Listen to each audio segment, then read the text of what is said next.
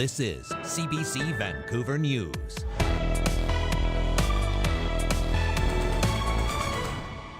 A potential port expansion under fire. The approval of this project is based on false justifications and incomplete facts. Why environmental and labor groups are united in their concern. Plus, a Kelowna family shares their story.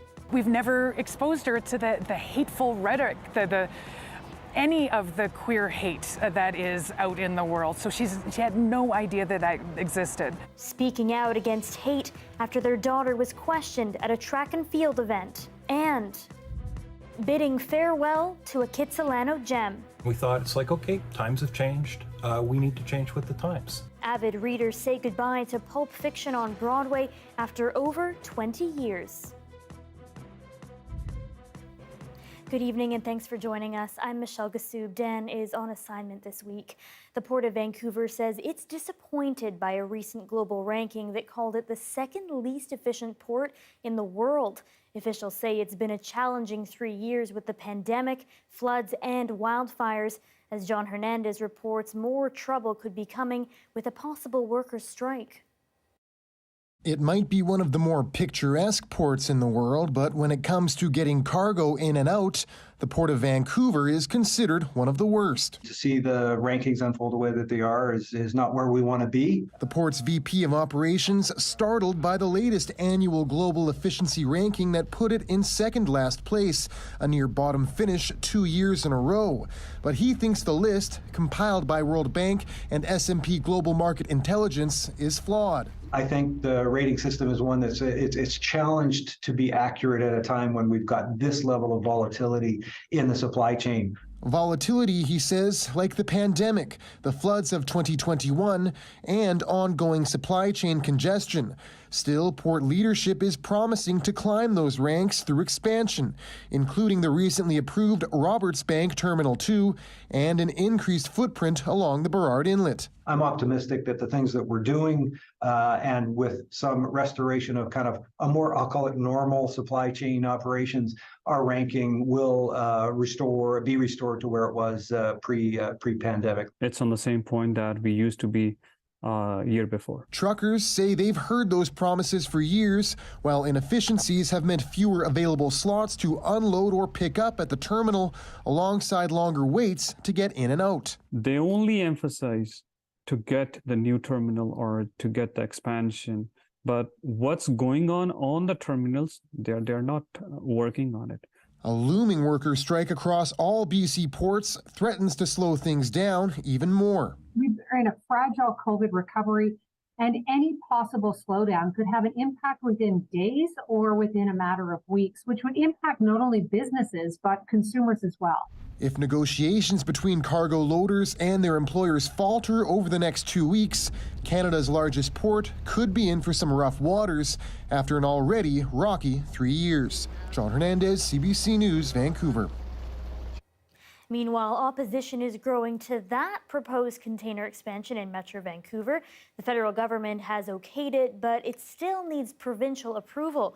Renee Filipponi has more on the environmental concerns and the criticism from labor groups.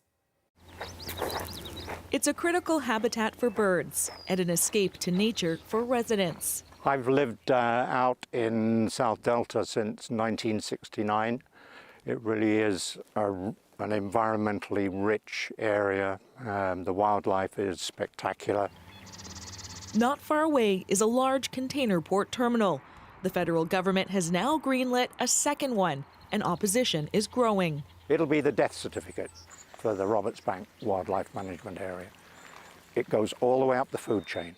It's not just the sandpipers, it's not just the shorebirds, it's all of those and the fish, the salmon, the orcas. Subject to environmental approval. The $3.5 billion Roberts Bank Terminal 2 project would see an additional 2.4 million shipping containers per year. Ottawa says it will help the economy, promising that environmental issues will be mitigated. The approval of this project is based on false justifications and incomplete facts. But the environment isn't the only concern. Some First Nations are against it, and labor leaders are worried about automation and jobs. When one terminal goes automated, the rest follow suit. That means there's a possibility of 3,000 to 4,000 longshore workers in this province losing family-supporting jobs. Recently, the Port of Vancouver ranked second last in the world for shipping efficiency. If they do not increase their port capacity, we are going to be compromised in terms of our ability to participate in the global economy. But there are still a number of hurdles before construction can begin here, including 2 court challenges. And it needs provincial approval. A decision is expected in the fall. Renee Filipponi, CBC News, Vancouver. Medications that help treat opioid use disorder will soon be covered under the province's MSP. Starting June 6, the BC government says methadone and Suboxone, which manage opioid withdrawal symptoms, will be available to anyone with an active medical services plan. BC is the first province in Canada to offer universal coverage. It hopes to reduce barriers and save more lives from toxic drugs.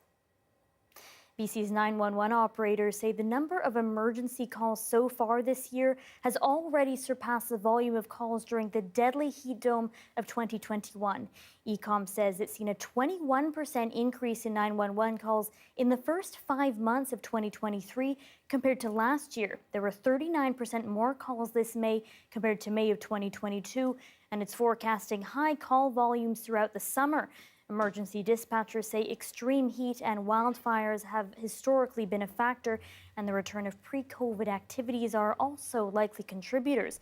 They're urging you to help keep 911 lines free for emergencies only. An elementary school track meet in Kelowna last week has turned into a battle over gender identity. Now, as Brady Strachan reports, the local school district has banned a man for allegedly accosting elementary school students with anti-trans messaging. The incident happened last Thursday here at Kelowna's Apple Bowl Stadium. Grade 4 girls were lined up about to take part in a shot put event. Friends and family were in the stands, eagerly anticipating the competition, when one man stood up and allegedly started to question the gender identity of Heidi Starr's 9-year-old daughter. I said, "Sir, that's my daughter you're pointing at. She's a girl. She has every right to be competing here." And he looked at me and said, "Oh, a girl," insinuating that she wasn't a real girl or what have you in his mind. And I said, no, she's a girl. She is a girl. He said, no, those are boys. If they're not boys, then they're trans. Starr says the man then demanded to see a certificate to prove that her child was born a girl. She says it all happened in front of her daughter and the other children just meters away. CBC News has reached out to the couple who allegedly disrupted the event, but they haven't responded to our request for an interview. In an interview with Castanet, however, the man denies yelling at children and says he didn't point at a child and call them transgender.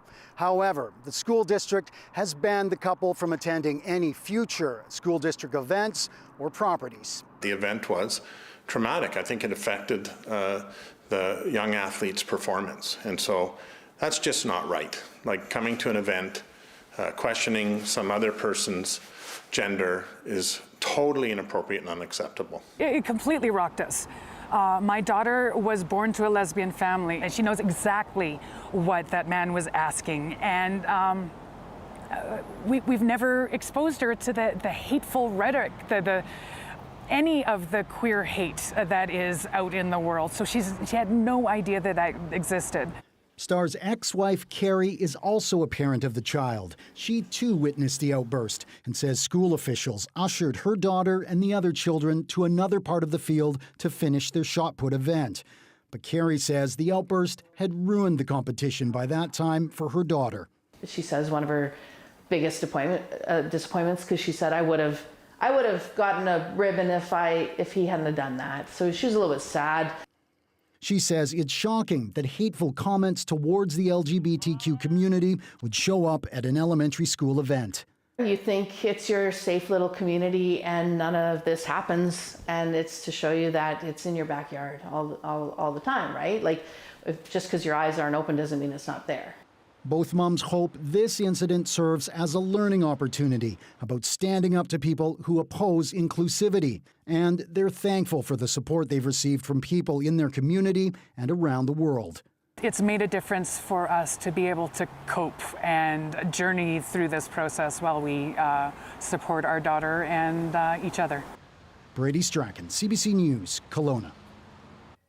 A Vancouver police officer found guilty of assaulting a black man downtown nearly 5 years ago offered his apology to the victim today. 30-year-old Constable Jared Sidhu appeared in BC Provincial Court as he awaits sentencing. He apologized to Jamiel Moore-Williams, saying he is, quote, humbled, embarrassed, and ashamed. Sidhu was convicted in February of assault with a weapon for tasering Moore-Williams 3 times in 2018. Prosecutors asked that Sidhu be given a conditional sentence, which would come with a criminal record. His lawyers called for a conditional discharge, which would see Sidhu avoid a record as long as he obeys certain conditions. The judge reserved his decision. Disturbing news in northern BC tonight. The RCMP says 4 people have been found dead in a home in Prince Rupert, and police are treating them as homicides.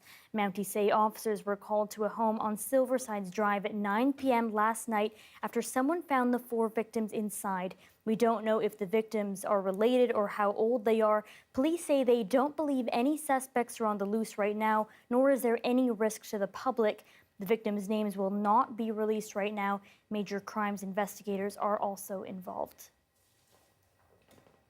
The Donny Creek wildfire in northern BC is threatening the main highway connecting Yukon and this province. The Peace River Regional District says an evacuation alert is now in effect for a section of the Alaska Highway, as the fire has crept within 2 kilometers of the road at one point. The route connects the Yukon and northern BC with the rest of the province. BC's forest minister says 433 wildfires have burned more than 7,600 square kilometers of land since April, eclipsing the province's 20-year average for area burned. The 20-year average for this time of year is 306 wildfires and 18,000 hectares. So the 20-year average is down here, and this season is way up there. Meanwhile, the BC Wildfire Service says the blaze that forced the closure of part of Highway 4 on Vancouver Island is now classified as being held. Officials say safety concerns will keep the route closed until at least June 24th. A lengthy and challenging detour is being used to allow people and supplies to reach the cutoff communities, but it's meant only for essential travel. With Highway 4 still closed, some travelers have been exploring alternate routes, one of which is Horn Lake Road, which joins Highway 4 to Highway 19. Unfortunately, that route isn't open to the public. The misguided directions are due in part to Google Maps, which has been providing the route as an alternative with Highway 4 closed, but it's a private gravel logging road. The company overseeing the road is only allowing access to emergency vehicles and wildfire crews. There was people from out of country were like really disappointed, and I saw a few tears not being because they couldn't get to Tofino. And the Ministry of Transportation recommends travelers get their information from Drive BC. Meanwhile, people in this province are now able to identify systemic racism in government services with the new BC Demographic Survey. Data in the past have been used against us. So collecting data on whether you're Chinese was used to create a hit tax. So we are all working very hard now because we realize the time is now. It has to be done now. It is available in 15 different languages and asks questions about ethnicity, ancestry, and religion, among other things. The information gathered will be used to create more inclusive services and programming. It can be found on the BC government website and will be open until September 29th.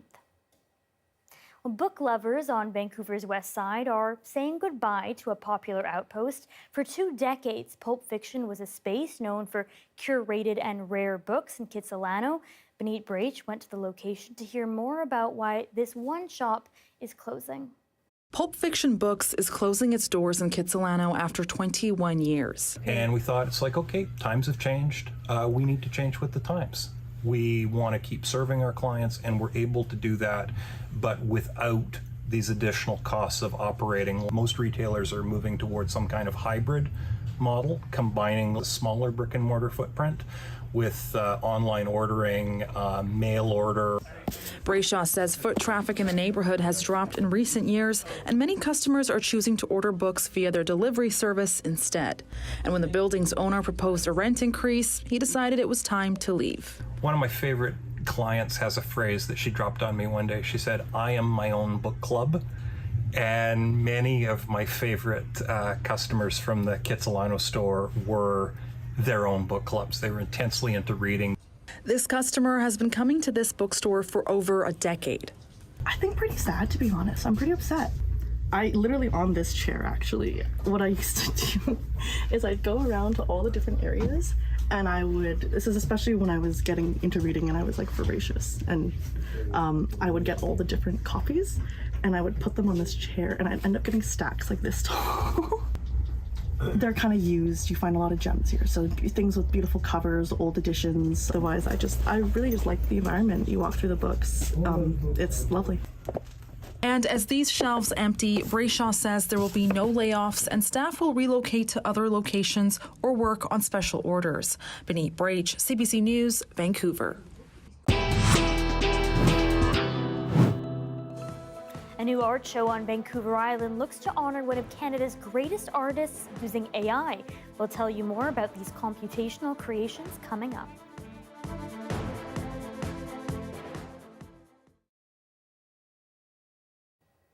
Thanks for watching our commercial-free live stream. It's a difficult day for journalism in Canada. BCE, the parent company of Bell Canada, has cut 1,300 jobs and pulled the plug on numerous radio stations and foreign news bureaus. As Thomas Daigle explains, the layoffs are the latest example of the challenges facing Canada's media industry. Outside Bell Media's radio stations, there was no sign of trouble, but listeners in several cities were in for a surprise. CFRN AM 1260 is off air. Amid declining revenues, the media giant says it's shutting down or selling 9 stations from Vancouver to Hamilton.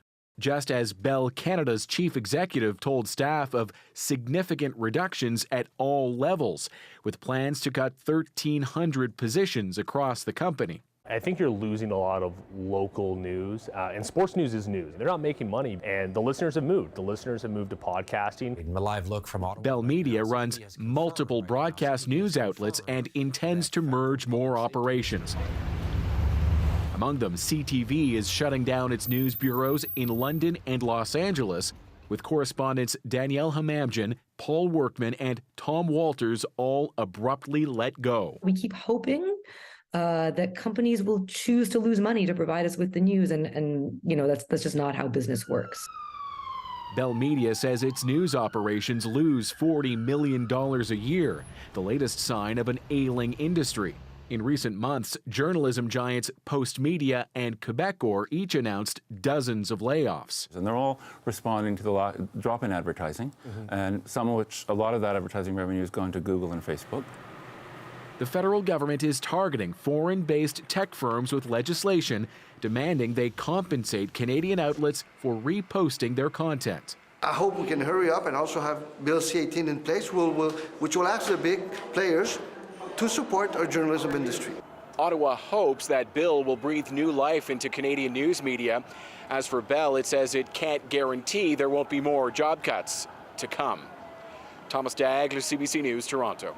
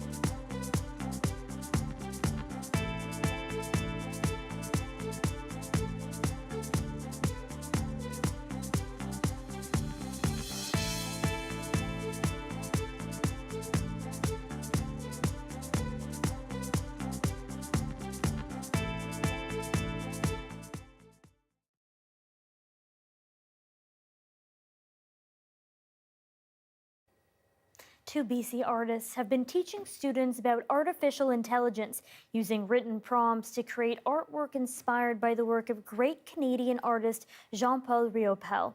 Their creations can now be seen at the Malahat Skyway. Take a look. The biggest thing I learned from the workshop is just the ingenuity of the students. When Juan and I first learned about Jean-Paul Riopel's 100th anniversary, we got so excited. We just were dazzled by this French-Canadian artist who was such a rebel. He was so forward-thinking. He was so experimental that the two of us were like, we have to do something with AI. It was just the right amount of looking forward into the future, dash of controversy, but also really accessible. We really prioritize youth and young people being able to participate easily in this project, and AI really accomplishes that. All you have to do is string together some words, pop it into Midjourney, and you can really see what you're thinking in your head.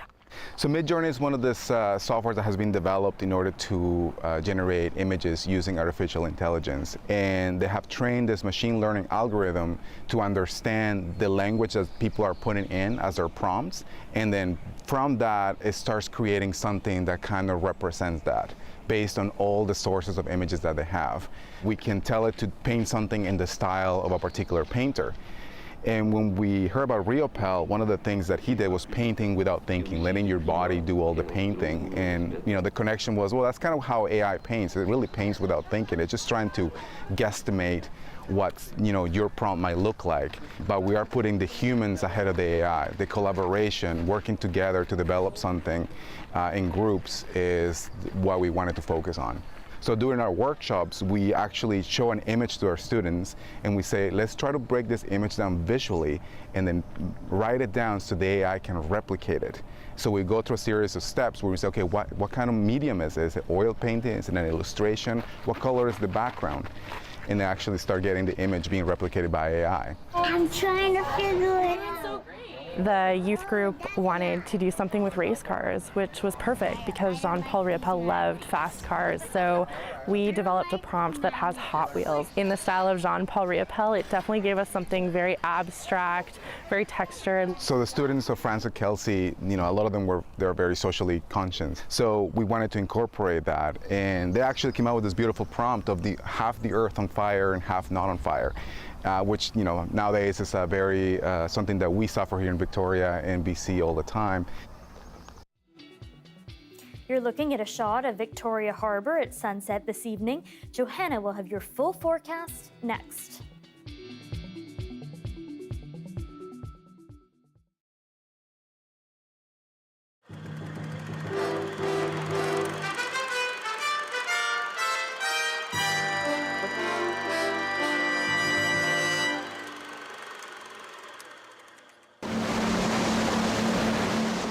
In the waters off Deep Cove, Jeff Marliev is on the hunt. A senior scientist with the Vancouver Aquarium, he's casting his net for jellyfish. Jellyfish are beautiful. They make a great display, and this is the easiest way for us to do it. They're doing it in style, aboard a luxury vessel dubbed Aquarius. Its owner is the semi-retired chairman of a paper manufacturing company, at a time when industry and the pollution that often accompanies it is blamed for contributing to the deterioration of coastal waters. The owner of Aquarius is donating the complete use of his yacht on a regular basis for marine research along the British Columbia coast. Frankly, it's something that was a natural thing for me. I've lived here all my life, and my hobby has been fishing and then scuba diving for many, many years. He's provided a vessel for Aquarium Research for 8 years. This new one is bigger, more stable, and more high-tech than the last, allowing aquarium scientists to study local marine life like jellyfish more easily. The research can sometimes have benefits that go well beyond aquarium walls.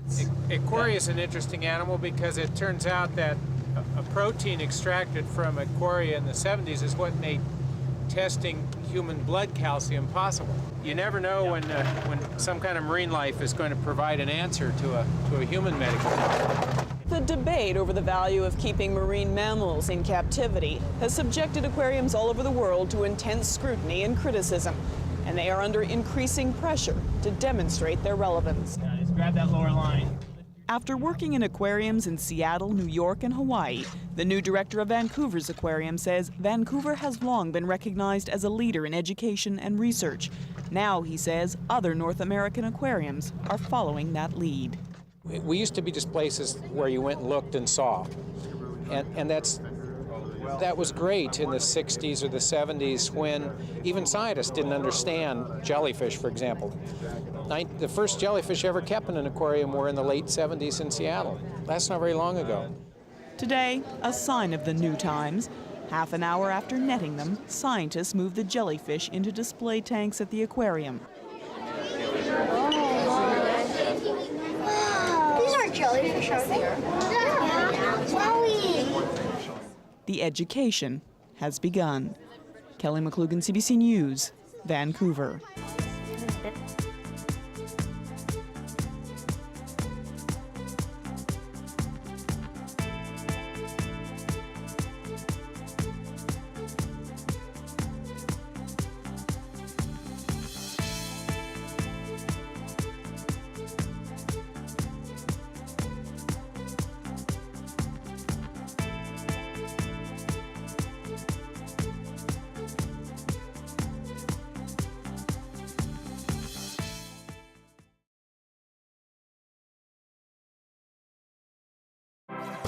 Hi, I'm Amy Bell, and here's what's in your CBC Vancouver inbox.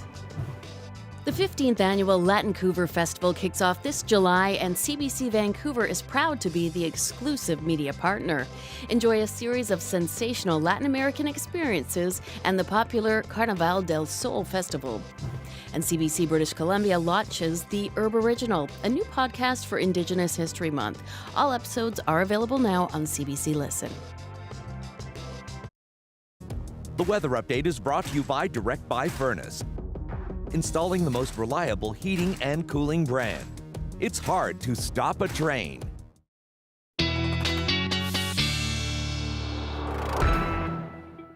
Senior meteorologist Johanna Wagstaff joins us now for a look at the forecast. Joe, definitely today we're feeling that classic January vibe. Is it going to stick around? I'm glad you said the word, Michelle, because we haven't really pulled it out yet this month. But yeah, it was a bit of a classic cooler, showery, cloudy, not just for Metro Vancouver, but all of BC. Would it be nice if we could have a bit more January this month with our wildfire situation, but we are getting a taste of it right now. And that's thanks to a couple of systems, as I show you the latest satellite and radar. Low pressure system spinning over Alberta. So we're getting some of that flow through the interior that is helping to push smoke down from the north, down through the interior. And we also have an approaching system that will bring another round of showers. Not enough to turn the wildfire situation around, but hopefully enough to gain some grounds over the next couple of days. Air quality statement, as I mentioned, now in place from Fort Nelson right down through Kamloops with those northerly winds over the next couple of days from the Tumbler Ridge and Donnie Creek fire. We're really going to see that smoke spread south. And just wanted to show you, it's not just the fires in BC, it's northern Alberta, northern Ontario, and Quebec. We sort of have a fresh dispersion of the smoke with a change in the weather pattern right across the country. So we are getting some good rain with that next system moving in from the Pacific as we head into the weekend. Most of it through central and northern coastal sections, really the only place not in extreme drought, but a general 5 to 20 for much of the province. And it really does a lot for short-term fire danger. The rain that we saw yesterday across the Kootenays, bringing that fire danger down, we could look to see some good greens and blues across central BC. But with this kind of drought, won't last for long. Getting some rain towards Williams Lake as well tomorrow, but really just pockets of showers. For Metro Vancouver, nice couple of next 2 days. Michelle, I know there was a lot of watch for showers this weekend. A lot of people camping. We're starting to see diminishing chance of showers before some good rain on Tuesday.